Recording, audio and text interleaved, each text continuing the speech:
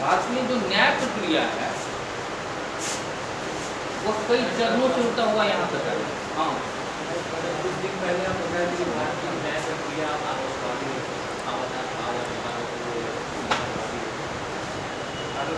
सुधारवादी है हमेशा। हम एक लाइन और भी बोलते थे कि यहाँ की न्याय प्रक्रिया का सबसे बड़ा जो गुण है वो है कि अपराधी को सजा मिले या न मिले, निरपराधी को सजा न मिले। ठीक है, इस उद्देश्य से ही भारत में न्याय आदर्शवादी न्याय प्रक्रिया राजतंत्रीय व्यवस्था में होती है। मर्यादा पुरुषोत्तम राम एक आदर्श समाज में एक आदर्श स्थापित करने का उद्देश्य से वहाँ न्याय होता है। मतलब कि आपका जो हमारी जो धार्मिक ग्रंथ हैं या जो भी हमारे पुराना जो परंपरागत न्याय व्यवस्था, उसमें हमेशा एक आदर्श स्थापित करने की बात होती है कि आप बेहतर करें न्याय प्रक्रिया को, और सजा को हम एक आदर्श की तरह व्यवहार के रूप में। ये आदर्शवादी न्याय प्रक्रिया की परंपरा हमारे यहाँ रही है। हमेशा हम तुलनात्मक करते हैं, देखो उसको देखो, ये आदर्श है। लेकिन प्रतिक्रियावादी जो न्याय प्रक्रिया है वो कठोर कानून वाले तालिबानी शासन की व्यवस्था, मतलब जहाँ इस्लामिक कानून है, जहाँ आँख के बदले आँख, हाथ के बदले हाथ, और यहाँ पर सीधे अगर किसी ने किसी की हत्या की है तो बदले में उसकी भी हत्या कर। ये प्रतिक्रियावादी एक रिवेंजिंग है। और हमारे यहाँ जो है अभी वर्तमान में न्याय प्रक्रिया वो है कि हृदय परिवर्तन करके कल्याण की बात करो और सुधार करो। हम यहाँ जेल को सुधारवादी गृह भी कहते हैं। सुधार, यहाँ सुधारने की प्रवृत्ति रही है। इसके पीछे कारण है कि हम ये चाहते हैं, भारतीय न्याय व्यवस्था में यह व्यवस्था है कि सुधार से ही हम हृदय परिवर्तन कर सकते हैं और हम बेहतर समाज बना सकते हैं। प्रतिक्रिया से कभी भी सकारात्मक समाज निर्मित नहीं होता, हमेशा एक विवेक बना रहे, बदले की भावना बनी रहे। इस तरह से इसको हम लोगों ने नहीं अपनाया। एक आदर्श स्थापित करने की बात कि एक सामाजिक आदर्श जो है हमारे यहाँ एक परंपरा में रहा है, उसको भी हमारे यहाँ था। लेकिन अभी के समय में, हाँ, अब तुम कहोगे कि भारत में फिर फांसी की सज़ा को क्यों खत्म नहीं किया। इस पर जब फांसी की सज़ा की बात आती है तब इस पर पूरा मीडिया, सूचना तंत्र, सभी तंत्र फांसी की सज़ा के औचित्य पर सवाल खड़े करने लगे।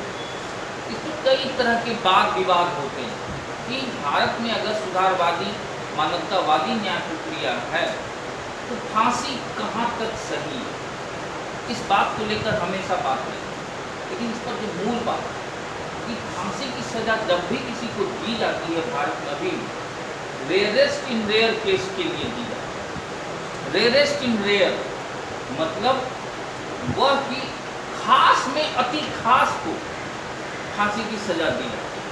आपने हत्या की है, ये किया है, वो किया है, आपने जघन्य हत्या की है, लेकिन ऐसी हत्याएं जो जघन्यता के साथ साथ क्रूर, अमानवीय और मानवता और सामाजिक व्यवस्था की एकदम घृणितम स्थिति में, वैसी स्थिति में भारत में सजा देने का प्रावधान। लेकिन एक और दूसरा मुद्दा है, ये तो एक स्थापित मान्यता है।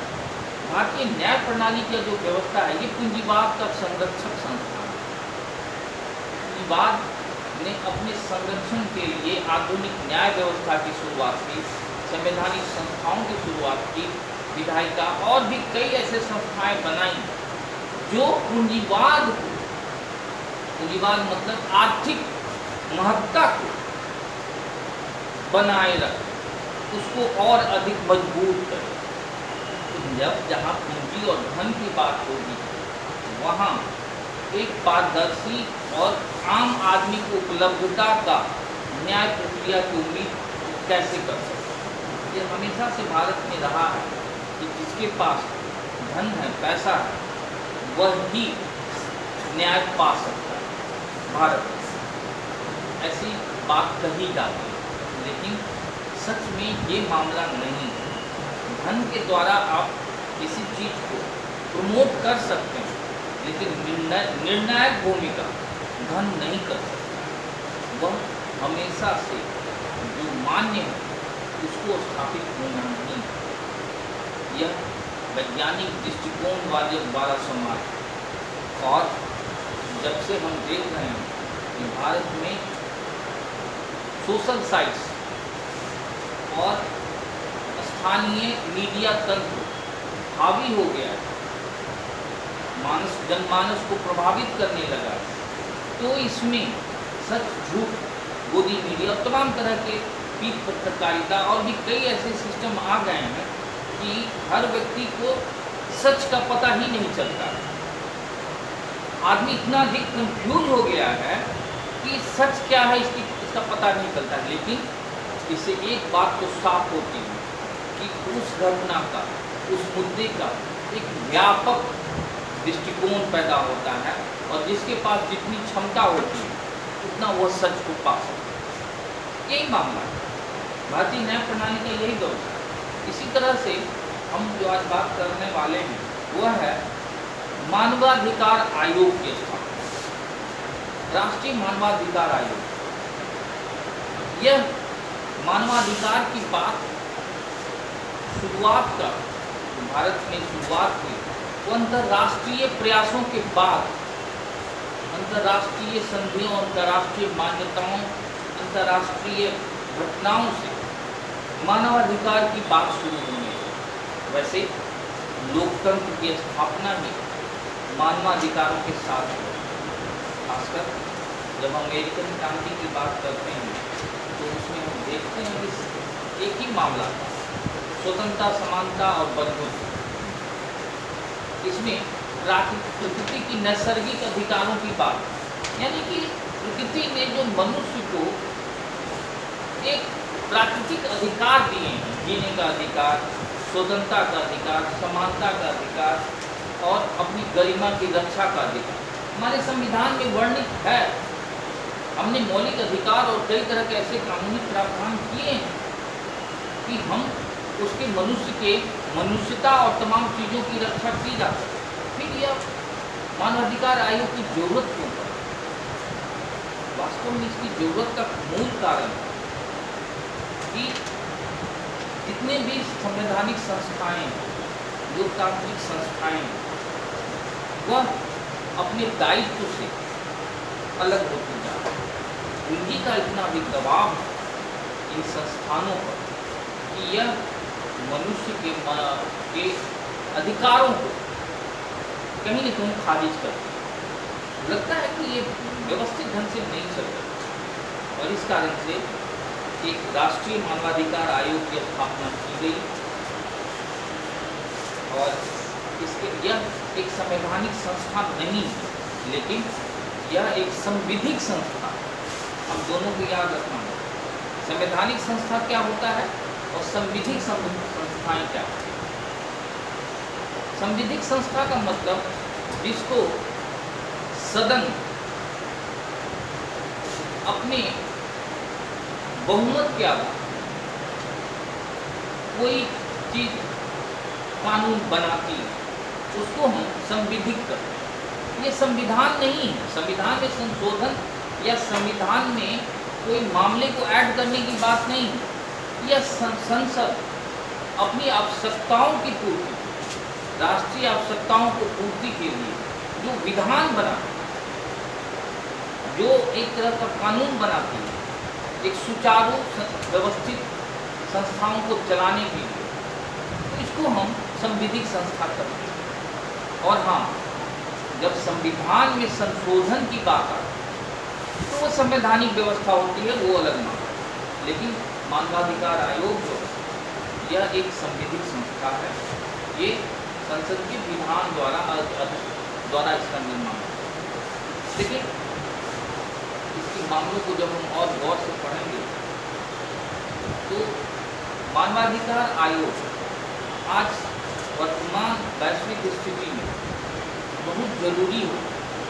कारण ये कि ज्यों ज्यों परिस्थितियाँ इतनी भयावह होती जा रही हैं, चारों ओर से दबाव है, बहुत अधिक संघर्ष है, बहुत अधिक दबाव है परिस्थितियों का, ऐसे में मनुष्य के नैसर्गिक अधिकार का संरक्षण कैसे हो? इसी सब को ध्यान में रखते हुए 1993 में मानवाधिकार संरक्षण अधिनियम लाया। नैसर्गिक मानवाधिकार, नैसर्गिक नेचुरल जो हमारा अधिकार, प्राकृतिक अधिकार, प्रकृति प्रदत्त अधिकार, नैसर्गिक अधिकार कहलाता है। प्रकृति प्रदत्त अधिकार को ही हम नैसर्गिक अधिकार कहते हैं। प्रकृति ने हमें स्वतंत्र जीने का अधिकार दिया है, जीवन जीने का अधिकार दिया है, हम समान हैं उसका अधिकार दिया है। आपकी गरिमा और आपका व्यक्तित्व, आपका गौरव, ये तमाम चीज़ें आपके पास रहें, इसका अधिकार दिया है। लेकिन साथ साथ सबसे बड़ी समस्या हो रही थी कि जैसे जैसे पूंजीवाद का प्रकोप भारत में बढ़ता है, 1991 के बाद लिबरलाइजेशन शुरू हुआ, उदारवादी व्यवस्था शुरू हुई, पूंजी का यहाँ पर सीधा सीधे सचेत शुरू हुआ, तो लगा कि मनुष्य के अधिकार कहीं न कहीं प्रभावित होंगे और होते जा रहे हैं। इसमें सबसे अधिक जो प्रताड़ित होते थे लोग, वह होता है जो हमारे लोक सेवक, एक होते हैं लोक सेवक, दूसरे होते हैं जन सेवक। लोक सेवक उनको कहा जाता है जो सिविल सर्वेंट, वो लोक सेवक कहलाते हैं। सिविल सर्वेंट मतलब IAS IPS फलना ठिकाना अधिकारी, ब्यूरोक्रेसी। और जन सेवक होते हैं जो जनता के सेवक, जो नेता, जो विधायक हैं, सांसद हैं, ये हैं, बहुत तरह के, ये जन सेवक। तो लोक सेवकों को जो अपनी कर्तव्य निष्ठा और कर्तव्य के पालन, जो उनके साथ जो अमानवीय कृत्य वो करते हैं, अमानवीय कृत्य मतलब कि बहुत से ऐसे कार्य करते हैं जिससे कि आम आदमी नकारात्मक रूप से प्रभाव पड़े, तो उसको रोकने के लिए, उस पर अंकुश लगाने के लिए, उसको दायित्व बोध कराने के लिए एक संस्था का निर्माण किया गया।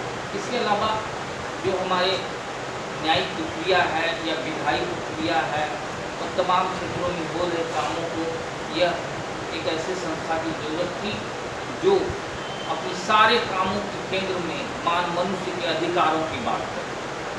हम कोई भी कानून बनाएं, कोई भी निर्णय लें, कोई भी दायित्व बोध कराएं, उसमें लिखा कि मनुष्य के मानवीय अधिकारों की बात करें।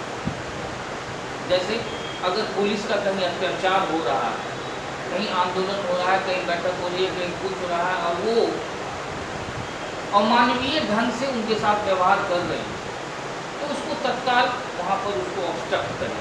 एक ऐसी संस्था थी, बनाने की जरूरत थी। इसमें कई सुधार हुए, 2006 में सुधार हुए, फिर उसके बाद भी सुधार, कई तरह के संशोधन होते रहते हैं। लेकिन ये मानवाधिकार आयोग जो यह एक मिट्टी का शेर बन के रह गया। इसके पीछे कई कारण। मिट्टी का शेर मतलब दिखने में तो लगता है कि यह बहुत कारगर संस्था है, लेकिन इसकी सबसे बड़ी खामी है कि यह मात्र सलाहकारी संस्था। सलाहकारी मतलब ये केवल किसी संस्था, किसी भी अव्यवस्था में केवल सलाह दे सकता है। यह कारगर ढंग से निर्णायक भूमिका नहीं निभाता, ये सलाह देता है कि फलना लोक सेवक ने अपने दायित्व का पालन नहीं किया है और वह अमानवीय कृत्य या मानवाधिकारों का उल्लंघन किया है, इस आधार पर इसको बर्खास्त किया जाए, इसको सजा दी जाए। सजा केवल सलाह दे सकते हैं। सलाह लेता है, सलाह ये या तो स्वयं संज्ञान लेता है ये, या हाई कोर्ट या न्यायालय इसको आदेश देता है कि इस मामले में आप अपना एक सलाह प्रस्तुत करें। इस तरह से होता है, स्वयं संज्ञान लेता है या फिर न्यायालय के आदेश के आधार पर वो इस तरह की जांच अभिकर्ता के रूप में काम करता है, फिर उसको अपना रिपोर्ट करता है। स्वयं संज्ञान लेकर के कोई निर्णायक निर्णायक नहीं भूमिका, सलाहकारी या उसका सलाह उस संस्था के जैसे कोई ब्यूरोक्रेसी में कोई भ्रष्टाचार या कोई ऐसा दायित्व मिलता आई है तो ये संज्ञान लेकर उसका रिपोर्ट तैयार करेगा और उसके आधार पर मानवाधिकार आयोग न्यायालय में जाएगा। सारा फाइनली डिस्कशन, फाइनली जो न्याय मिलता है तो न्यायालय ही देता, चाहे उच्च न्यायालय दे सर्वोच्च न्यायालय। यानी कि यह संस्था केवल मामलों को संज्ञान लेते हुए सलाहकारी भूमिका रूप में एक तरह से संस्थाओं को अपना रिपोर्ट सौंपता है। दूसरी बात, हाँ, वर्तमान समय में जितने भी नेता मतलब भ्रष्टाचार कर रहे हैं उन पर भी संज्ञान लिया जा रहा है, क्योंकि सबसे पहला जो एक्शन होता है किनके द्वारा, किस पर? नेता भ्रष्टाचार। देखो, अभी मानवाधिकार आयोग पढ़ना है, इसके बाद लोकायुक्त पढ़ेंगे, और भी कई ऐसी संस्थाएं हैं जो भारत में इस तरह के अराजक स्थिति को नियंत्रित करने के लिए बनाई गई है। ईडी या सीबीआई या कई ऐसी संस्थाएं हैं भारत में जो इन सब चीज़ों को उस पर अंकुश लगाने का प्रयास करती हैं। तो इस पर राजनेताएं हों या फिर लोक सेवक हों, तमाम तरह की चीज़ें हैं, संस्थाएं काम करती हैं। और भारत में जैसे कि न्यायालय की भूमिका महत्वपूर्ण इसलिए हो गई है कि ये सभी, अगर मान लो कि मानवाधिकार आयोग के पास सजा देने का भी प्रावधान हो तो यह खुद एक निरंकुश सत्ता का केंद्र बनता जाएगा। मतलब यह जब किसी को सजा देने का अधिकार हो जाएगा, किसी को तमाम इसमें निर्णय लेने का अधिकार हो जाएगा, तो लोकतंत्र का यह संस्था भटक सकती है, जैसा कि हम देख रहे हैं आजकल सीबीआई और ईडी का हाल देख रहे हैं। किस तरह से आज यह एक बहुत सत्ता का एक बहुत बड़ा कारगर हथियार के रूप में काम कर रही है। यह लोकतंत्र के लिए खतरे की निशानी है। इसको स्वतंत्र रूप से काम करने का ये सही नहीं है क्या? देखो, वास्तव में यह संस्था जो काम करती है, इन संस्थाओं का नियंता होता है प्रधानमंत्री और उसकी कार्यपालिका। मानवाधिकार आयोग एक ऐसी संस्था है जिसमें एक अध्यक्ष होता है जो सेवानिवृत्त सुप्रीम कोर्ट का न्यायाधीश होता है। सुप्रीम कोर्ट का जो सर्वोच्च न्यायाधीश, सर्वोच्च न्यायालय जो है, वहाँ का मुख्य न्यायाधीश, सेवानिवृत्त मुख्य न्यायाधीश इस मानवाधिकार आयोग का अध्यक्ष पद पाता है। इसके अलावा कुल 8 सदस्य होते हैं। 4 सदस्य जो होते हैं वो पदेन सदस्य होते हैं और 4 पूर्णकालिक सदस्य होते हैं। पूर्णकालिक 4 सदस्य में एक सुप्रीम कोर्ट का न्यायाधीश होगा, एक किसी भी उच्च न्यायालय का न्यायाधीश होगा और 2 मानवाधिकार के क्षेत्र में काम करने वाले जो व्यक्ति होंगे महत्वपूर्ण अनुभवी, उनको चुना जाएगा। यानी कि एक अध्यक्ष, मुख्य न्यायाधीश, रिटायर्ड मुख्य न्यायाधीश बनेगा अध्यक्ष मानवाधिकार आयोग का। इसके अलावा 4 जो होते पूर्णकालिक सदस्य होंगे। उस पूर्णकालिक सदस्य में एक सुप्रीम कोर्ट का न्यायाधीश होगा, एक हाई कोर्ट का न्यायाधीश होगा और 2 अनुभवी व्यक्ति होंगे। इन चारों का चुनाव प्रधानमंत्री की 6 सदस्यीय समिति करेगी। ठीक है। इसके अलावा 4 पदेन सदस्य होते हैं। 4 पदेन सदस्य, एक महिला आयोग का अध्यक्ष जो भी कोई रहेगा इस कमेटी में शामिल होगा, एक अल्पसंख्यक आयोग के अध्यक्ष इसका मेंबर होगा, एक आदिवासी जनजातीय क्षेत्र के होंगे और एक होंगे शेड्यूल कास्ट, यानी कि SC SC ST जितने भी आयोग हैं। दोनों में क्या अंतर है? शेड्यूल कास्ट और शेड्यूल ट्राइब। नहीं, पूर्णकालीन और पदेन। हाँ, वेरी गुड। पूर्णकालिक सदस्य मतलब इनको 5 साल के लिए नियुक्त किया जाए।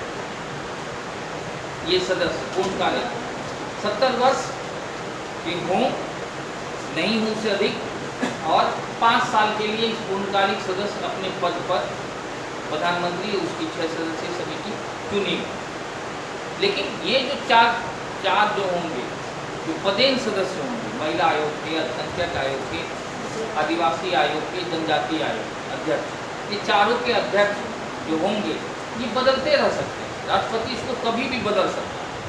वैसे किसी भी 8 में से किसी भी मेंबर, राष्ट्रपति, राष्ट्रपति का मतलब कार्यपालिका, प्रधानमंत्री और उसकी कैबिनेट, कभी भी इस मेंबर में से किसी को बर्खास्त कर सकती है, हटा सकती है।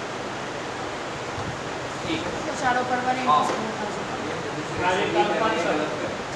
अभी पहले समझ लेते हैं। उसके बाद इन संस्थाओं का स्वरूप जो होता है, इसका वेतन भत्ता जो होता है, प्रधानमंत्री उसकी कार्यपालिका तय करती है, संसद नहीं करता। यहाँ पर प्रधानमंत्री करता है और उसकी कार्यपालिका करती है, मतलब उसका कैबिनेट करता है कि इस मानवाधिकार आयोग के सदस्यों का, अध्यक्ष सहित सभी सदस्यों का वेतन भत्ता का स्वरूप क्या होगा। लेकिन जब एक बार पद पे आ गया तो उसके फिर वेतन भत्ता में संशोधन नहीं किया, कम नहीं किया जा सकता, अधिक कर सकते हैं, कम नहीं कर सकते। इस तरह से यह संस्था काम कर रही है। लेकिन सबसे इसमें नकारात्मक बातें इसमें ये कि ये मात्र सलाहकारी है, ये सलाह देती है, निर्णायक भूमिका नहीं ले सकती। इसी तरह से इसके पास जो अधिकार है वह कि अगर किसी को यह मुआवजा देना चाहती है कि नहीं इसके साथ अन्याय हुआ है, इसको सरकार व्यवस्था मुआवजा दे, तो अपने नहीं देगी, उससे जुड़ी हुई संस्था को यह सलाह देगी कि उसको कुछ मुआवजा दे दी। अपने पास इसके पास कोई प्रावधान नहीं, न दंड का प्रावधान है, न इसके पास सहयोग का प्रावधान है।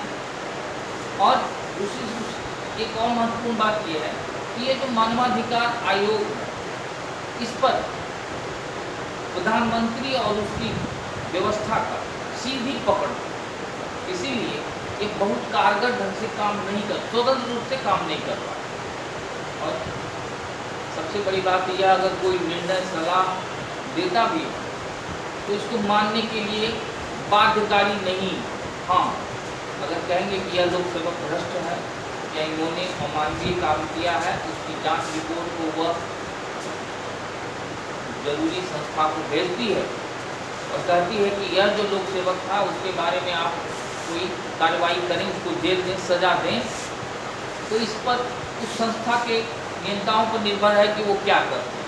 हाँ, वो चाहे तो इस पर इग्नोर कर सकती है कि नहीं माने, हम इसको नहीं मानते हैं कि अपराधी, लेकिन 1 महीने के अंदर लोक सेवक के बारे में मानवाधिकार आयोग को अपना रिपोर्ट कि हमने यह काम किया है, इस पर रिपोर्ट देना। सेना के मामले में तो और मानवाधिकार का आयोग के हाथ में बांध दिए गए।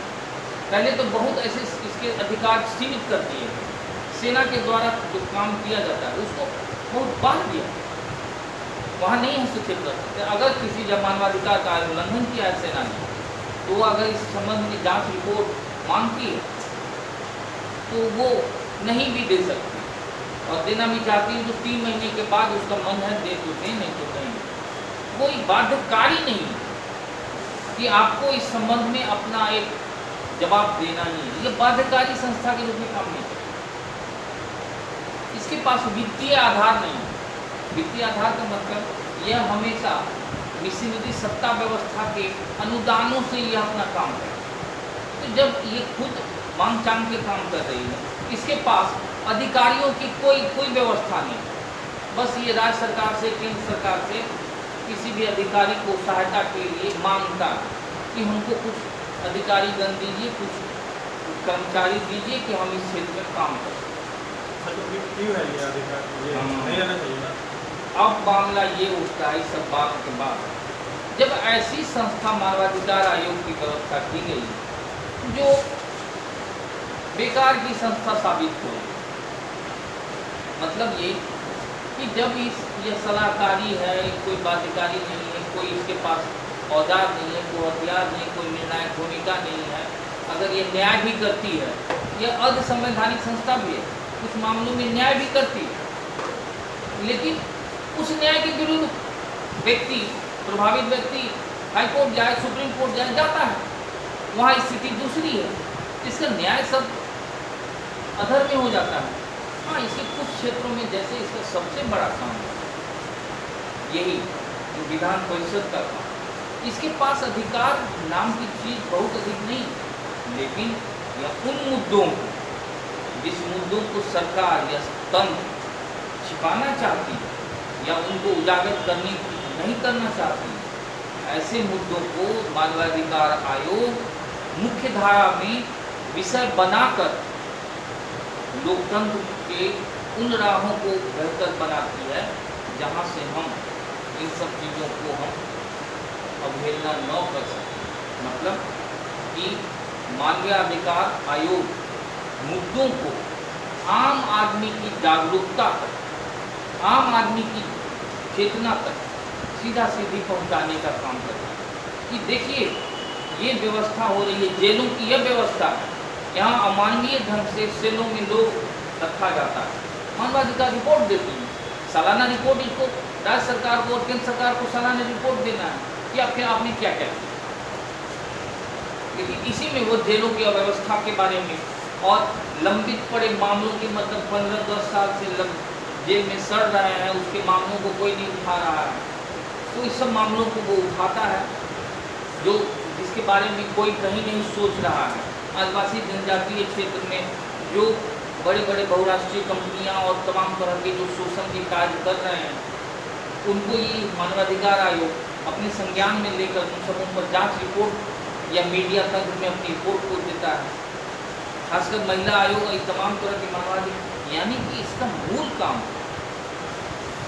लोकतंत्र जो वास्तव में चलता है, बेहतर लोकतंत्र तभी संभव है जब आप अपने सशक्त और जागरूक हैं। लोकतंत्र का पहला ही लाइन हमेशा हम भारत के लोग, यानी कि भारत के लोग ही सारी ताकत होते हैं। जनता जब तक जागरूक सशक्त नहीं होगी तब तक जितने भी लोकतांत्रिक संस्थाएं हैं वो कारगर ढंग से काम नहीं कर सकते। हम अपने दायित्वों को दूसरे पर बस थोपते हैं कि वर्तमान में इतनी अव्यवस्था है, महंगाई है, ये है, 50 तरह का दायित्व हम केवल व्यवस्था पर थोपते हैं या दूसरी चीज़ों पर, जबकि संविधान ने खुद कहा है कि हम भारत में सारी चीज़ों के दोषी हम हैं। मानवाधिकार आयोग का सबसे बड़ा उद्देश्य है कि वह इन तमाम अमानवीय कृत्य को आम आदमी की समझ तक पहुंचाता है। अब इस पर सत्ता व्यवस्था या नौकरशाही या कोई भी इन सब चीज़ों को गौर करने के लिए प्रेरित होती है, बाध्य नहीं होती है, प्रेरित होती है। और इस कारण से जो अमानवीय कृत्य उस पर कहीं न कहीं थोड़ा बहुत अंकुश तो लगता ही। तो मानवाधिकार आयोग एक कारगर संस्था के रूप में काम कर रही है और अपने उद्देश्यों में बहुत हद तक सफल भी इसलिए है कि वह उसका मूल उद्देश्य जागरूकता और दूसरे ऐसे संस्थान, निजी संस्थान या जो भी मानवाधिकार आयोग से जुड़े हुए कार्यक्रम कर रहे हैं उनके प्रयासों को यह एक सबल सक्षम आधार देते हैं, उनको एक मजबूती प्रदान करते हैं। और जो भी कानून बनने वाले होते हैं या जो भी व्यवस्थागत जो भी चीज़ें चलती हैं उसमें कहीं न कहीं मानवाधिकार आयोग एक कारगर ढंग से दिशा दे रही है। लेकिन अब कहोगे ये मानवाधिकार आयोग और अधिक सक्षम कैसे बनाया? यह वास्तव में मानवाधिकार आयोग भारत लोकतांत्रिक संस्था जनता की क्षमता के आधार पर ही तय है। जनता ही सक्षम, सबल और एक कारगर ढंग से चाहे कि मानवाधिकार आयोग कारगर ढंग से काम करे तो वह कारगर ढंग से काम करेगी और एक बेहतर लोकतंत्र बनाएगी। बंद कीजिए।